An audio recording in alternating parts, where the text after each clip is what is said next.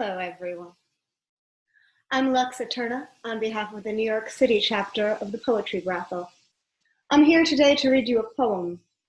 Normally, I would be reading you poems that I have written, but on this occasion, since we were given the option, it would be my great pleasure to read to you one of my favorite poems by Margaret Atwood, who, while you may know her as a famous novelist, is actually a very prolific poet, and that's how I first came to her.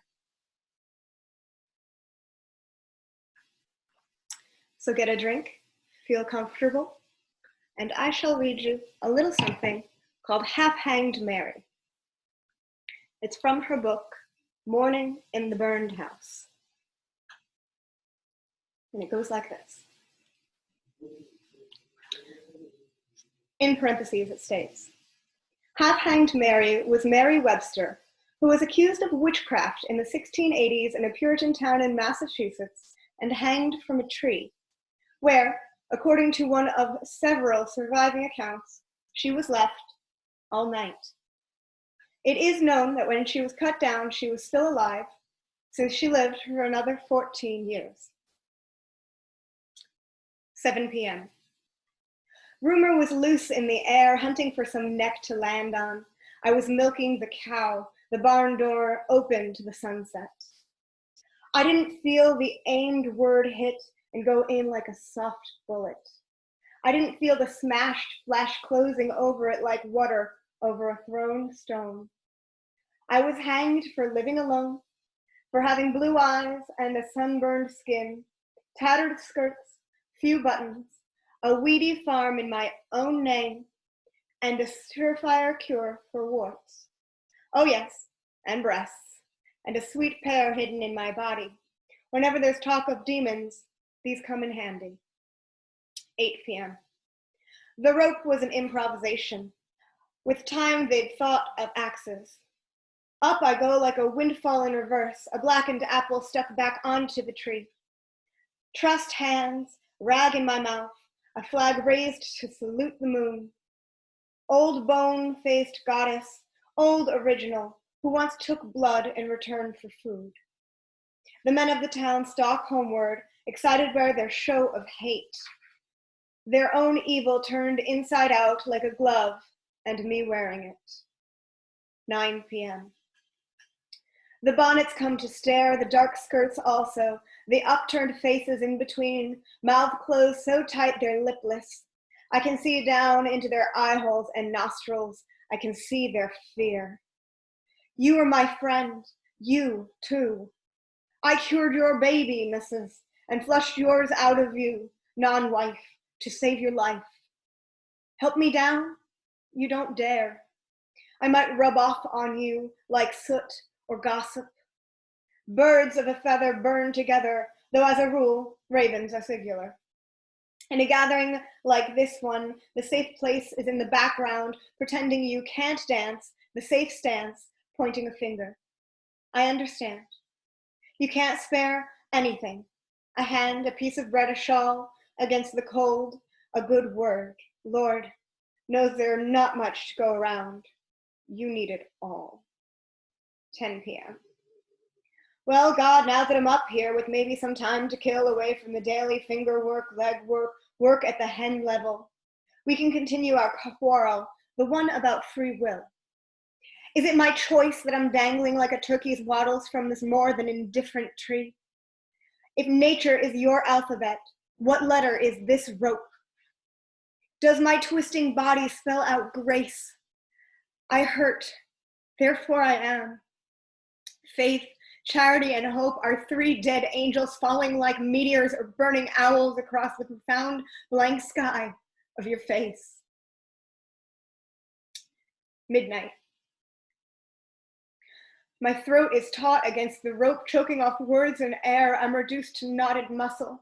Blood bulges in my skull. My clenched teeth hold it in. I bite down on despair. Death sits on my shoulder like a crow, waiting for my squeezed beat of a heart to burst so he can eat my eyes. Or, like a judge muttering about sluts and punishment, licking his lips. Or like a dark angel, insidious in his glossy feathers, whispering me to be easy on myself. to breathe out, finally. Trust me, he says, caressing me. Why suffer? A temptation to sink down into these definitions, to become a martyr in reverse, or food, or trash, to give up my own words for myself, my own refusals, to give up knowing, to give up pain, to let go. 2 a.m. Out of my mouth is coming, at some distance from me, a thin gnawing sound which you could confuse with prayer, except that praying is not constrained. Or is it, Lord? Maybe it's more like being strangled than I once thought. Maybe it's a gasp for air, prayer. Did those men at Pentecost want flames to shoot out of their heads? Did they ask to be tossed on the ground, gabbling like holy poultry, eyeballs bulging, as mine are, as mine are? There is only one prayer. It is not the knees in the clean nightgown on the hooked rug. I want this. I want that. Oh, far beyond. Call it please. Call it mercy. Call it not yet, not yet, as heaven threatens to explode inwards in fire and shredded flesh, and the angels call. 3 a.m. Wind seethes in the leaves around me, then trees exude night birds yell inside my ears like stabbed hearts. My heart stutters in my fluttering cloth body. I dangle with strength going out of me. The wind seethes in my body, tattering my words. I clench my fists, hold no talisman or silver disc. My lungs flail as if drowning. I call on you as witness I did no crime. I was born. I have borne, I bear, I will not be born. This is not a crime. I will not acknowledge. Leaves and wind hold on to me. I will not give in. 6 a.m. Sun comes up, huge and blaring. No longer a simile for God. Wrong address.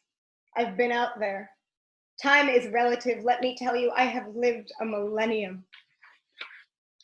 I would like to say my hair turned white overnight, but it didn't. Instead, it was my heart, bleached out like meat in winter. Also, I'm about 3 inches taller. This is what happens when you drift in space, listening to the gospel of red-hot stars. Pinpoints of infinity riddle my brain, a revelation of deafness. At the end of my rope, I testify to silence. Don't say I'm not grateful. Most will have only one death. I will have 2. 8 a.m. When they came to harvest my corpse, open your mouth, close your eyes. Cut my body from the rope. Surprise, surprise, I was still alive. Tough luck, folks. I know the law. You can't execute me twice for the same thing. How nice. I felt the clover, breathed it in, and bared my teeth at them in a filthy grin. You can imagine how that went over. Now I only need to look out at them through my sky blue eyes. They see their own ill will staring them in the forehead and turn tail. Before, I was not a witch, but now I am one. Later, my body of skin waxes and wanes around my true body, a tender nimbus. I skitter over the paths and fields, mumbling to myself like crazy, mouthful of juicy adjectives and purple berries. The townsfolk dive headfirst into the bushes to get out of my way. My first death orbits my head, an ambiguous nimbus, medallion of my ordeal. No one crosses that circle.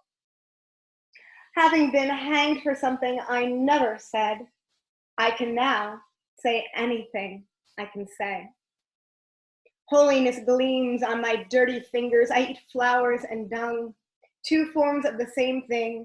I eat mice and give thanks. Blasphemies gleam and burst in my wake like lovely bubbles. I speak in tongues. My audience is owls. My audience is God. Because who the hell else could understand me? Who the hell else has been dead twice? The words boil out of me, coil after coil of sinuous possibility. The cosmos unravels from my mouth. All fullness, all vacancy. Thank you very much for allowing me to read you one of my favorite poems. And I do hope that I'll be able to read you another one very soon. Please stay safe, say well, and try and find a little joy in your day. Good night.